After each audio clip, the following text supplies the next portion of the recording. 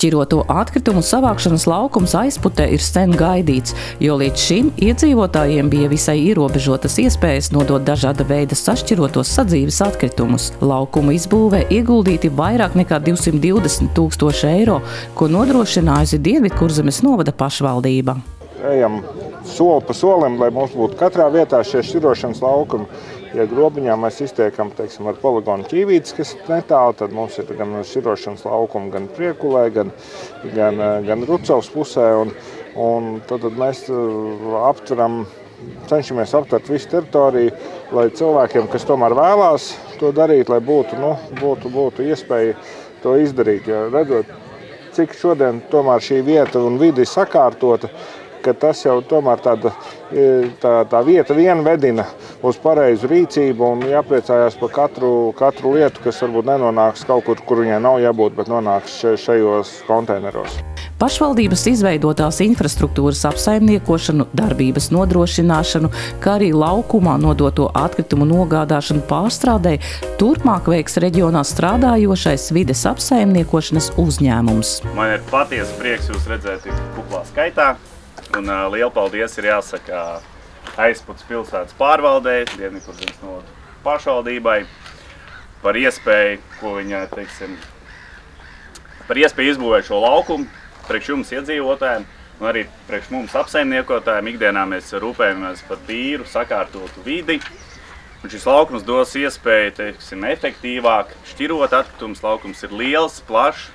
Pagājušajā gadā mēs veicām aptauju un ap 65% Aizputas iedzīvotāji jau šķiro atkritumus. Līdz ar to mums ir iespēja augt. Ir vēl 35%, kur to nedara. Es ļoti ceru, ka šis laukums dos iespēju un viņi saņemsies un ieliks savos ikdienas paradumos un sāk šķirot atkritumus. Līdz šim Aizputē šāda laukuma bija punkti, bet katrs punkts tāpat ir piesaistīts savam saimniekam. Bet tā ir pašvaldība vai biedrība, vai mēs izrādām kādu iniciatīvu, kādā vietā vienojamies par punktu uzstādīšanu, bet tie parasti ir 2-3 kaut kāda atkrituma veids, kurus varēja pieņemt, šeit ir laukuma darbinieks, ir darba laiks 5 reizes nedēļā. Iedzīvotāju ērtībām tā arī ir sestdiena. Te darba laiki no 11 līdz 6, 5, 7, kā nu kuru dienu. Šeit, kā mēs redzam, arī ir kameras. Tā kā lūgums iedzīvotājiem atnest savus atkritumus sašķirotos darba laikā, neatstāt aiz žoga, jo principā tas ir izmest atkritumus brīvā dabā, un tas ir sodāms. Man liels prieks arī, kad jūs jaunieši esat šeit ieradušies, un tas ir solis pretī nākotnē, lai mēs vairāk saprastu, kā šķirot, ko šķirot, lai veidotos lielāku izpratni, lai mēs atstātu nākotni tīrāku. Tad es ceru uz jums, kad jūs šķirosiet pareizi, un biežāk nāksiet šeit, un lai jums izdodās katram atrast pareizo konteineru, kur iemest pareizo atkritumu. Un lai jums neveidojās šeit nevēlama atkritumu, bet biežāk nāk cilvēki, kas grib šķirot. Vai jūs zināt, kurš atkritumu veids dabā nekad nesadalās? Plasmas. Nē?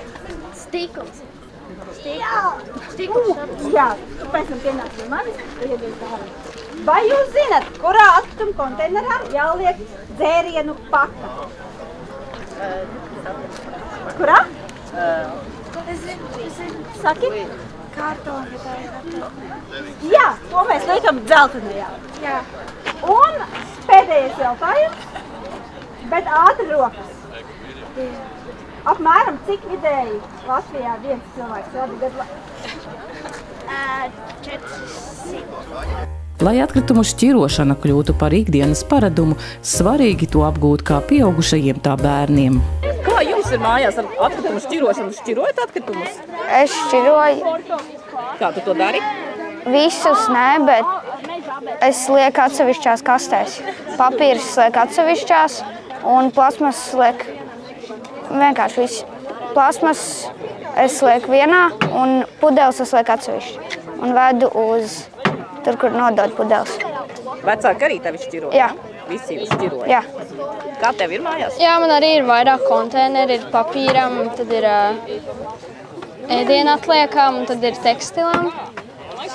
Un ar pudelēm mēs vedam uz depozītu nodot. Kā ir īstenībā? Ir vienkārši šķirot, saprast to, kurā atkritumu kastē bērt? Nē. Nav vienkārši? Kā kura reizi. Kas ir visgrūtākais saprast? Citreiz es nesaprotu. Tur, kur likt pienu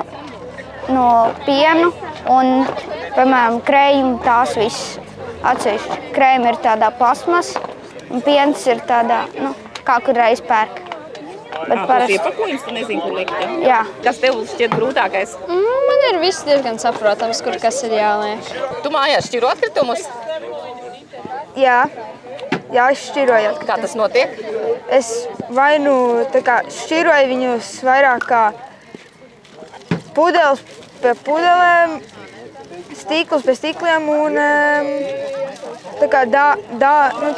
ēdienas pie ēdieniem. Jaunizveidotajā šķiroto atkritumu savākšanas laukumā lielāko daļu sadzīves atkritumu iedzīvotāji varēs nodot bez maksas, taču par atsevišķiem veidiem būs arī jāmaksā. Un kuri būs tie atkritumi, par kuriem nāksies maksāt? Šobrīd tās ir vieglās riepas. Plānojam gada beigās akciju, kad varēs bez maksas nodot. Šobrīd viņi ir Liepājā, tā kā iedzīvotāji droši var atvest arī uz Liepāju vai arī uz Grobiņu, uz Ķīvītē nodot bez maksas, bet vieglo automašīnu riepas, lielzmēra atkritumi, būvniecības atkritumi, tāpat tās stikls, logs, stikls, pakešu stikls ir maksas pakalpojums. Bīstami atkritumi veidi, pēc cenrāžu var apskatīties arī, bet tās ir smēreļas, eļas, luminescentās spuldes, šādi materiāli maksas pakalpojumi. Elektronika bez maksas, tekstils ir bez maksas, plasmas atkritumi varētu būt no automašīnu lietām kaut kādām, vai kanalizācijas roras, tie arī maksas. Un cik bieži jūs iztukšosiet atkritumu šos te konteinerus? Šobrīd plānojam reizi nedēļā, skatīsimies pēc nepieciešamības. Ja vajadzēs biežāk, tad vai nu plānosim biežāk braukt, vai nu papildus konteinerus izvietosim. Visticamāk, ka tie būs papildus konteineri, bet jāsaprot, cik aktīvi aizputs iedzīvotāji un tuvāko pagastu iedzīvotāju šķiros atkritumus. Kā jau es minēju atklāšanā, tad klientu apmierinātības aptaujā iepriekšējā gadā, 24. mēs novērojam, ka 65% jau šķiro. Tas nozīmē, ka ir vēl 35%, kuri varētu šķirot. Mēs ļoti ceram, ka viņi to darīs.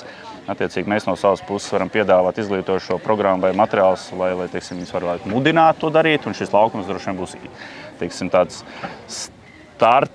starts viņiem, lai sāktu šķirot.